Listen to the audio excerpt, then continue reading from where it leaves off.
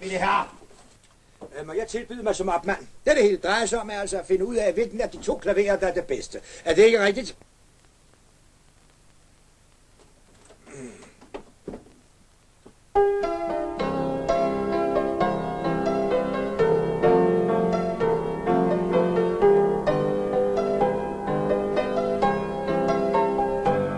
Fuldstændig som at høre for det Ulrik. Der kan du selv se, det ikke var bare prat fra min side.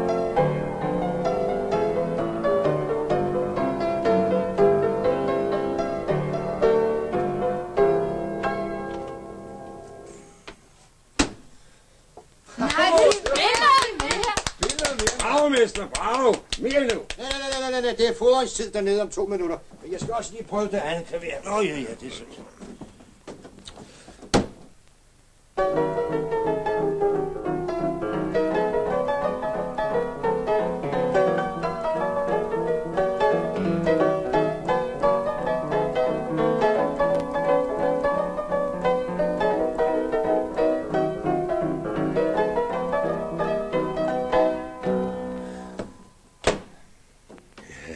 Ja, bravo, Clausen. Bravo, Clausen. Bravo, du gamle. Det var